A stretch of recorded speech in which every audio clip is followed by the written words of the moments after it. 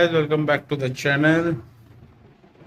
তো আজকে একটা বড় ওয়াটার চেঞ্জ ডে বিকজ সব ট্যাঙ্ক মেজর ট্যাঙ্ক মানে secret tank, flower horn tank আর বড় মাস্টার ট্যাঙ্কের জল চেঞ্জ হবে। কিছু নিউ ফিশ অ্যাড হবে, কিছু ফিশ ট্রান্সফার হবে, আর একটা মেজর কথা তোমাদেরকে জানাবো। তো তো প্রথমে মাস্টার ট্যাঙ্কটা পাল্টাবো বিকজ একই জিনিস, জল মোটা হয়ে গেছে, গন্ধ বেরোচ্ছে। আর লাস্ট বারের মতন আমি চাই না যে পটাশিয়াম পারম্যাঙ্গানেট ইউজ করতে হয়, বিকজ মাছের একটু হলেও ওটা ড্যামেজ করে। সব থেকে ভালো আগে পরিষ্কার করেন, ঝামেলা কম, ফিল্টার ভালো করে পরিষ্কার। আর যে বড় ফিল্টারটা মানে কালো ফিল্টার যেটা সাম্প, ওভারহেড সাম্প, ওটাকে পুরোপুরি পরিষ্কার রিমেক করতে হবে। তো তার জন্য আমি অ্যাক্রিলিক শিট খুঁজছি, যেটা আমি ইজিলি ইউজ করতে পারবো। আর আই গেস বাড়িতে কাটাটাও ইজি হবে অ্যাক্রিলিক শিট মেজার করে। তো দেখা যাক কোথায় পাওয়া যায়। তো চলো ভিডিওটা শুরু করি।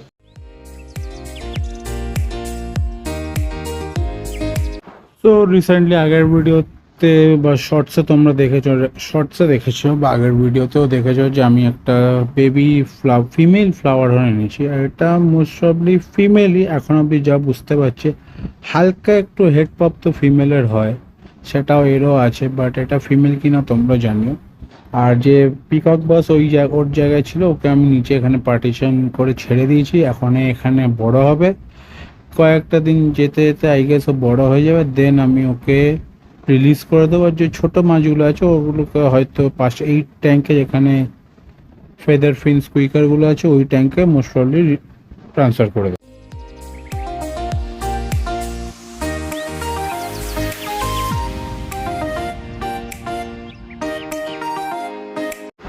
সো মনস্টার ট্যাঙ্ক যাদের কাছে আছে তারা জানো যে জল চেঞ্জ করা কতটা বড় একটা hassle, because not only much stress হয়ে যায়, বাট আমরা যারা জল পাল্টাই তারাও স্ট্রেস হয়ে যায়।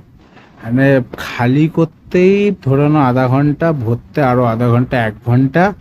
আর মাঝখানে মাছ তো ছাড়াছাড়ি করে, এটা তো বাদই দিয়ে দিলাম।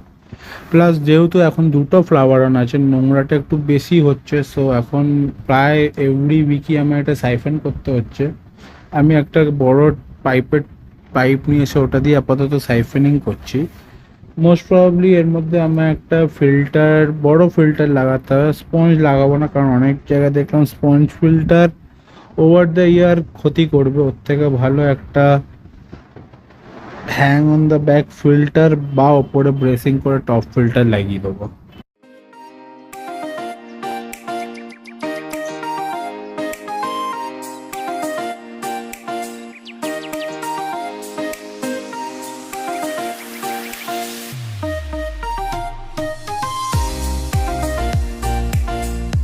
তো আগে সাইফেনিং করে ভালো করে নোংরাগুলো বার করে নিয়েছি, বার করে তারপর আমি এখানে জল ফেলে অনেক নোংরা বেরিয়েছে, জল ফেলবো, মাছগুলোকে বার করে পুরো ট্যাঙ্কটা ভালো করে পরিষ্কার করবো, করে আবার জল অ্যাড করবো।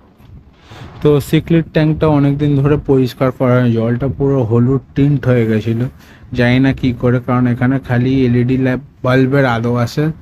তো জল হলুদ টিন্ট হওয়া মানে অ্যালগি হওয়ার চান্স থাকে। অ্যালগি হয়েওছে, সিমেন্টের ওটার উপর অ্যালগি, বাট ওটা আমি সরিয়ে দেবো। আর খালি পাথরের স্ট্রাকচারগুলো আর এই যে ড্রিফট ফুডগুলো আছে এগুলো থাকবে, আর কিছু থাকবে না।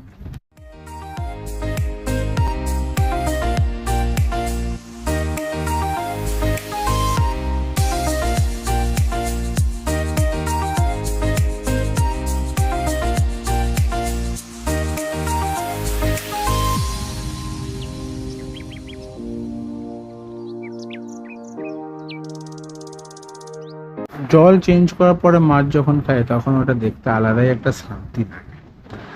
আর স্পেশালি আমার মতন পাবলিক যারা মনস্টার ফিশকে পছন্দ করে খুব বেশি, তাদের জন্য তো এই সিন যখন মাছগুলো খাচ্ছে সেটা দেখতে খুব ভালো লাগে। হ্যাঁ, এখন এরা জল ফাটিয়ে উঠছে না, বিকজ সাইড লাইফ আমাকে কামড়ে দিল। এটা নর্মাল আমার জন্য, বিকজ হাত যখন আমি ঢুকে ক্যাটফিশগুলো দুটোকে খাওয়াই, তো অস্কারগুলো ট্রাই করে বাইট করতে, বাট এখন অবধি কিছু সিরিয়াস হয়নি, আর আশা করি হবেও না। বিকজ ওরাও জানে যে এর কাছে যদি ঝামেলা করি তাহলে আমরা খাবার পাবো, জোকস অ্যাপার্ট। তাও এরা খাবে, খাবার দেওয়া হবে, ওরকম কিছু নেই আমার কাছে যে কামড়ালে খাবার দেবো না। হ্যাঁ, একটু বকা ঝাঁকা আর মারবো, হয়তো হাতে ধাক্কা দিয়ে দেবো, এটা আমি করতে প্রেফার করি। এরকমের ধাক্কা দিয়ে যখন ও কামড়াতে আসে। স্পেশালি আমার এই টাইগার অস্কারটাই বদমাশিটা করে, বাকি কেউ করে না, এরাও মানে মাঝে সাঝে।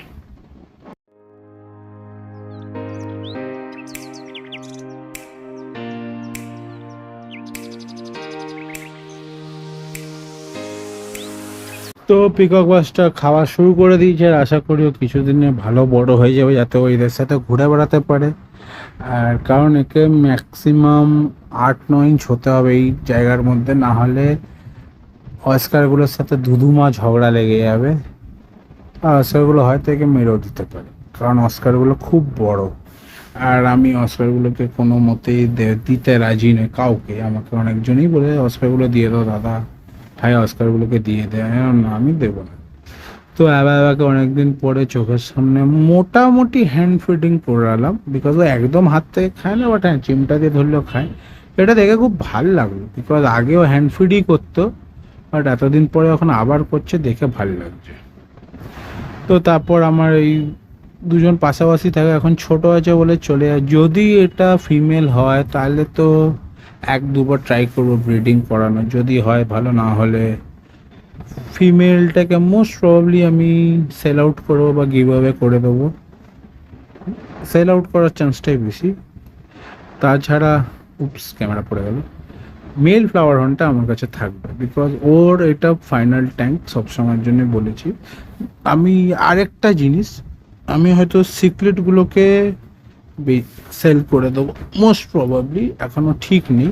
বিকজ আমার একটা ট্যাঙ্ক খালি করতে হবে দুটো কারণে। প্রথম কথা, আমার একটা ভালো বেড ট্যাঙ্ক চাই যাতে বেড ফিশগুলো ভালো থাকে। আর সেকেন্ড, ইন ফিউচার যদি আমি ব্রিড করাই, মানে ওটা যদি ফিমেল ফ্লাওয়ার হর্নটা কোনো বশত মেল হয়ে যায়, মানে মেল বেরোয়, কারণ আমাকে বলেছিল এটা ফিমেল, বাট জানি না। যদি ওটা মেল হয় তাহলে ওকে আমায় আলাদা জায়গা দিতে হবে, সেটা হবে এই ট্যাঙ্কটা।